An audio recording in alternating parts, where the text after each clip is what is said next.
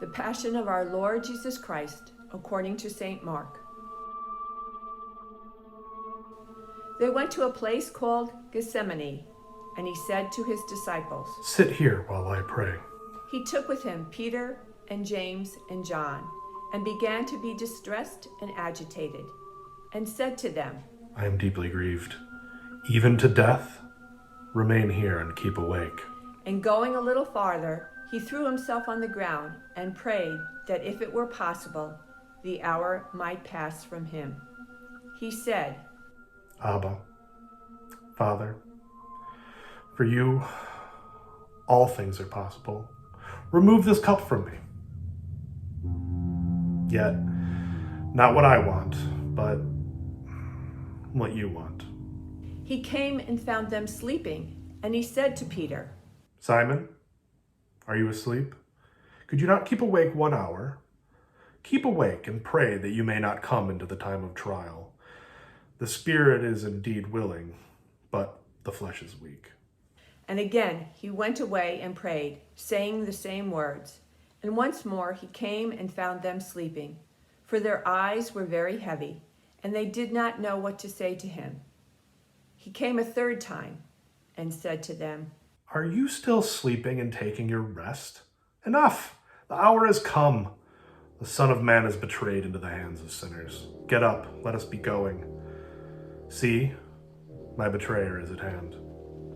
Immediately, while he was still speaking, Judas, one of the 12, arrived, and with him there was a crowd with swords and clubs, from the chief priests, the scribes, and the elders. The betrayer had given them a sign, saying, "The one I kiss is the man. Arrest him and lead him under guard." So when he came, he went up to him at once and said, "Rabbi." Judas kissed him. Then they laid their hands on him and arrested him. But one of those who stood near drew his sword and struck the slave of the high priest, cutting off his ear.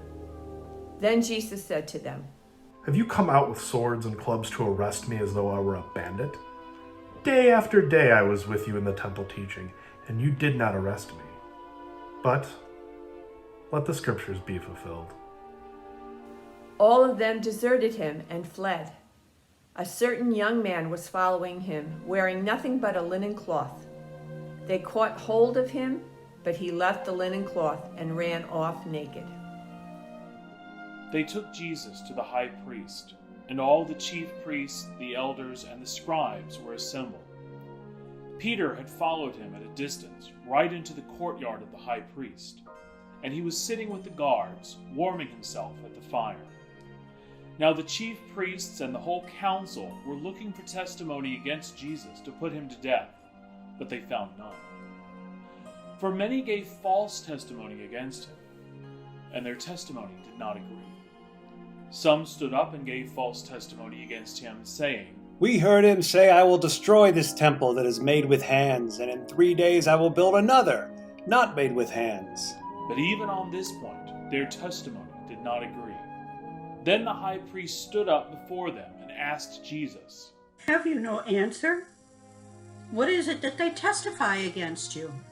But he was silent and did not answer. Again, the high priest asked him, "Are you the Messiah, the Son of the Blessed One?" Jesus said, "I am. And you will see the Son of Man seated at the right hand of power and coming with the clouds of heaven." Then the high priest tore his clothes and said, "Why do we still need witnesses?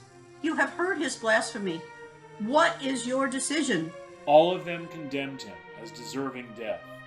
Some began to spit on him, to blindfold him, and to strike him, saying to him, "Prophesy! Prophesy!" The guards also took him over and beat him. While Peter was below in the courtyard, one of the servant girls of the high priest came by. When she saw Peter warming himself, she stared at him and said, "You were also with Jesus, the man from Nazareth." But he denied it, saying, "I do not know nor understand what you are talking about." And he went out into the forecourt. Then the cock crowed. And the servant girl, on seeing him, began again to say to the bystanders, This man is one of them. But again he denied it. Then, after a little while the bystanders again said to Peter, Certainly you are one of them, for you are a Galilean. but he began to curse, and he swore an oath. I do not know this man that you are talking about. At that moment the cock crowed for the second time. Then Peter remembered what Jesus had said to him. Before the cock crows twice, you will deny me 3 times. And he broke down and wept. As soon as it was morning, the chief priests held a consultation with the elders and scribes and the whole council. They bound Jesus, led him away, and handed him over to Pilate. Pilate asked him, Are you the king of the Jews? He answered him, You say so. Then the chief priests accused him of many things. Pilate asked him again, Have you no answer? See how many charges they bring against you.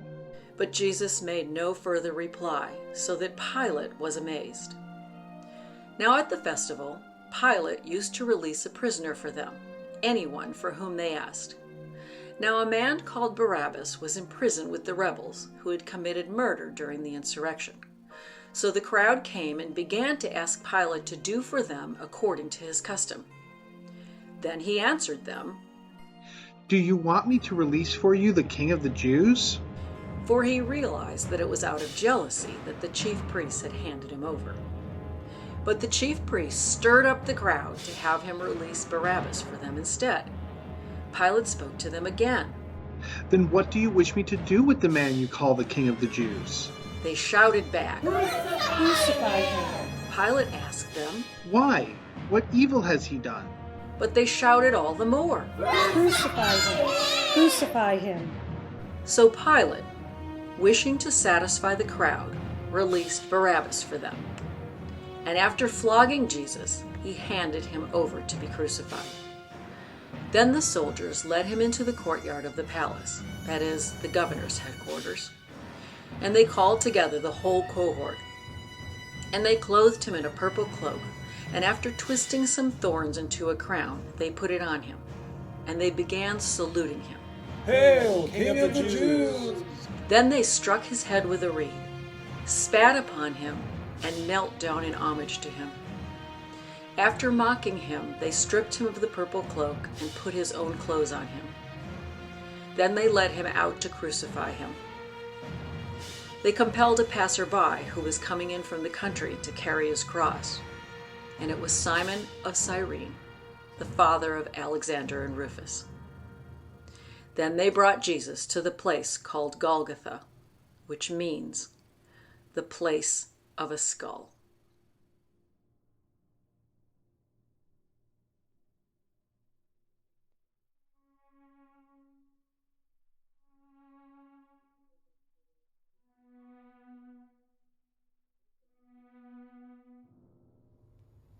And they offered him wine mixed with myrrh, but he did not take it. And they crucified him, and divided his clothes among them, casting lots to decide what each should take. It was 9:00 in the morning when they crucified him. The inscription of the charge against him read, "The King of the Jews." And with him they crucified 2 bandits, one on his right and one on his left. Those who passed by derided him, shaking their heads and saying, Ha! You who would destroy the temple and build it in 3 days, save yourself and come down from the cross. In the same way, the chief priests, along with the scribes, were also mocking him among themselves and saying, He saved others. He cannot save himself. Let the Messiah, the King of Israel, come down from the cross now, so that we may see and believe. Those who were crucified with him also taunted him. When it was noon, darkness came over the whole land until 3 p.m. At 3:00, Jesus cried out with a loud voice, Ali, Ali, lama sabachthani. which means, My God, why have you forsaken me? when some of the bystanders heard it, they said, Listen, he is calling for Elijah. Elijah. And someone ran, filled a sponge with sour wine, put it on a stick, and gave it to him to drink, saying, Wait, let's see if Elijah will come and take him down. Then Jesus gave a loud cry and breathed his last. And the curtain of the temple was torn in two, from top to bottom. Now when the centurion who stood facing him saw that in this way he breathed his last, he said, Truly, this man was God's son.